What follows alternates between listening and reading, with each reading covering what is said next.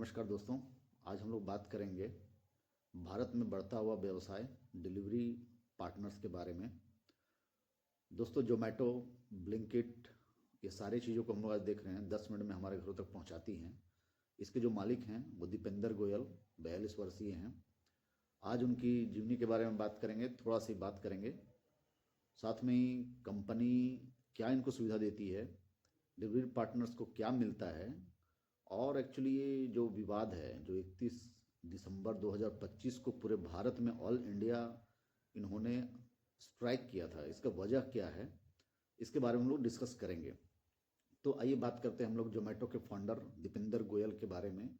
दीपेंद्र गोयल 42 वर्षीय पंजाब में जन्मे एक व्यवसायी हैं और इनका साथ देने के लिए जोमेटो में जब इन्होंने काम शुरू किया था 2008 में, तो पंकज छड्डा इनके जो दोस्त हैं, इन्होंने साथ में काम किया। दीपेंद्र गोयल काफ़ी पढ़े लिखे हैं।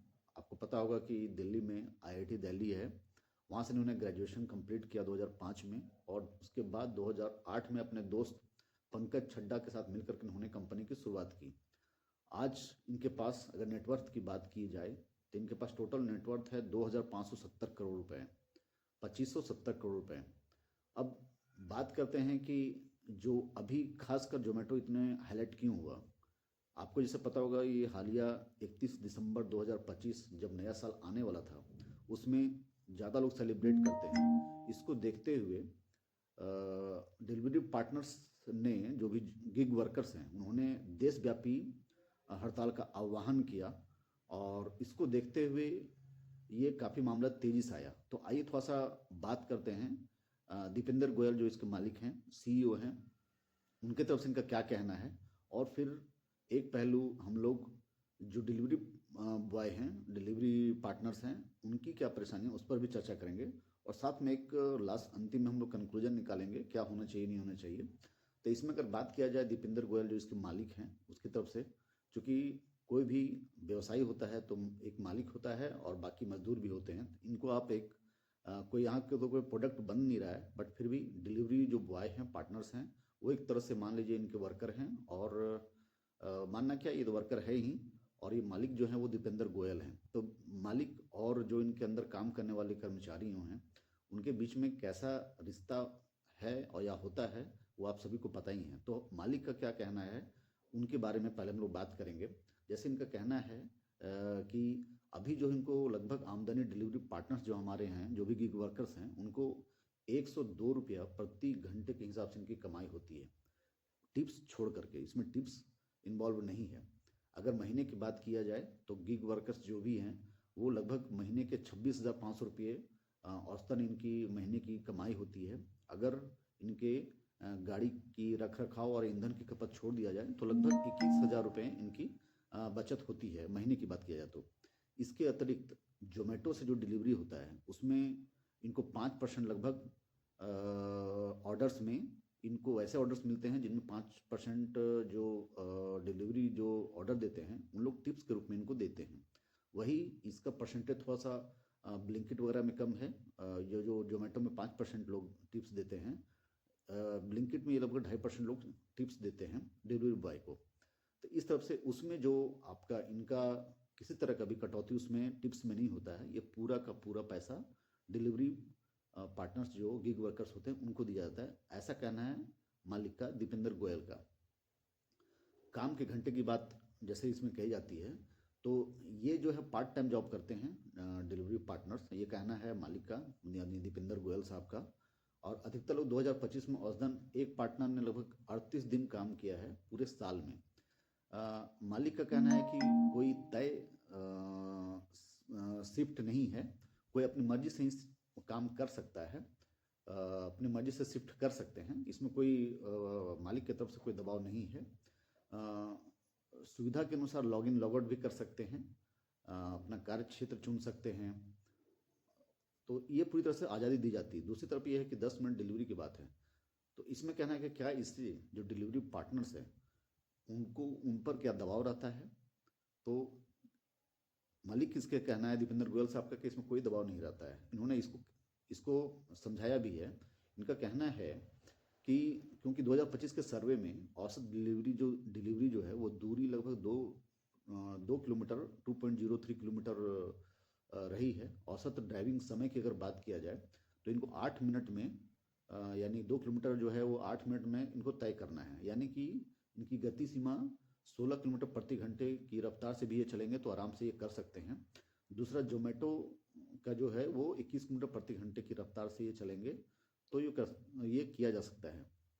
तो अगर नॉर्मल हम लोग सोचें तो उतनी दूरी तो नहीं है जिसमें नहीं किया जा सके, ऐसा कहना है दीपेंद्र गोयल का।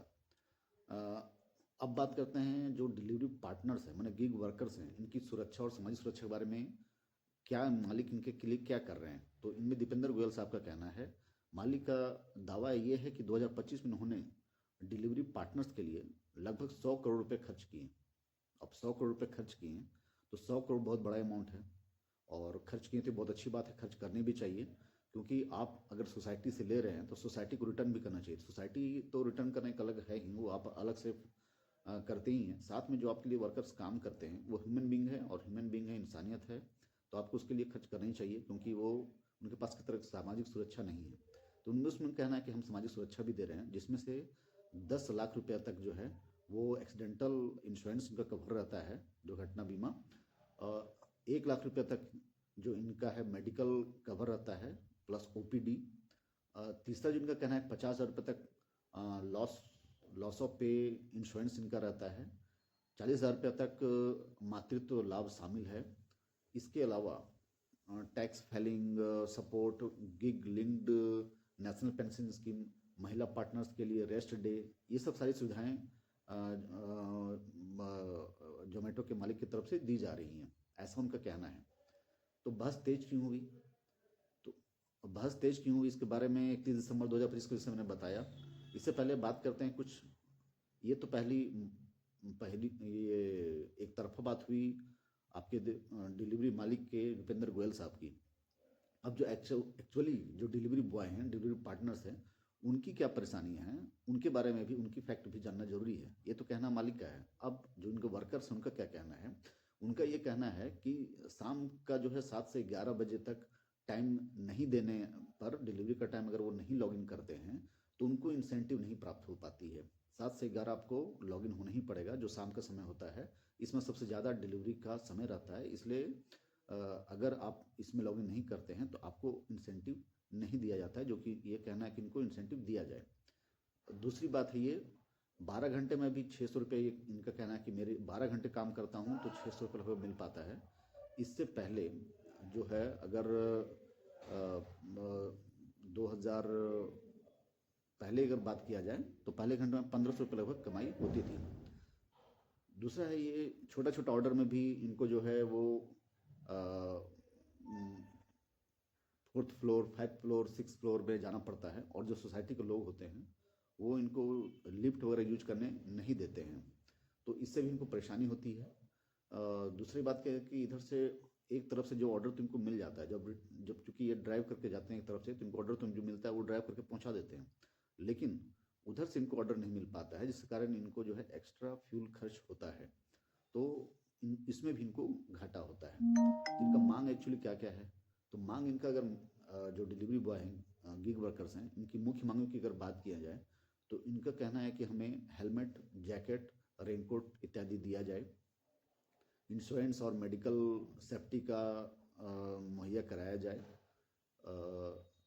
कम जो है वो जो सैलरी है उसको माने कमीशन जो भी है इसको बढ़ाया जाए, एक तरफ ना हो, रिटर्निंग जब ये हो, मतलब आप डिलीवरी करने अगर कोई गिग वर्कर जा रहा है तो उधर से आने समय भी इनका जो है वो खाली ना आए, वो डिलीवरी करते हुए माने आए तो इनका ईंधन बच सकेगा और आमदनी ज़्यादा बढ़ सकेगा।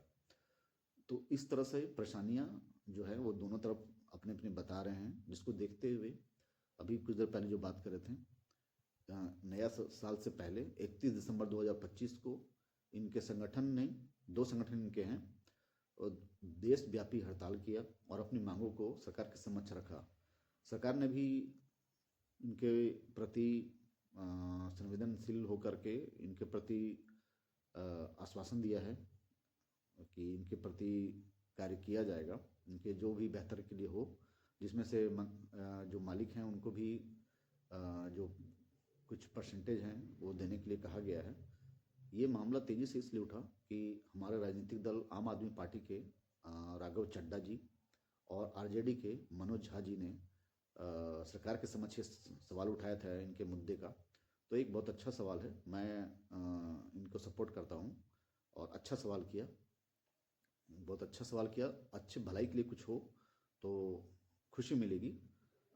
रही बात अब कंक्लूजन की, तो मैं तो बात करूँगा गिग वर्कर्स की ही। गिग वर्कर्स को ज़्यादा ज़्यादा लाभ मिले, उनको मेडिकल मिले, क्योंकि आपको भी पता है ये रोड में हम जब चलते हैं तो बैग पीछे टांगे हुए जोमेटो, ब्लिंकिट ऐसे दिख जाते हैं, जिनको तुरंत 10 मिनट का जो रहता है प्रेशर या किसी तरह का हो जाए तो घर में कम से कम जो है वो इंश्योरेंस रहने से कुछ मदद दिया जा सके। तो इसलिए ये पूरा अगर ओवरऑल जो है अगर कंक्लूजन निष्कर्ष निकाला जाए तो सरकार को ज़्यादा से ज़्यादा जो हमारे गिग वर्कर्स हैं उनकी सुरक्षा के बारे में, उनके लाभ के बारे में सोचना चाहिए और सरकार को मालिकों पर दबाव देना चाहिए।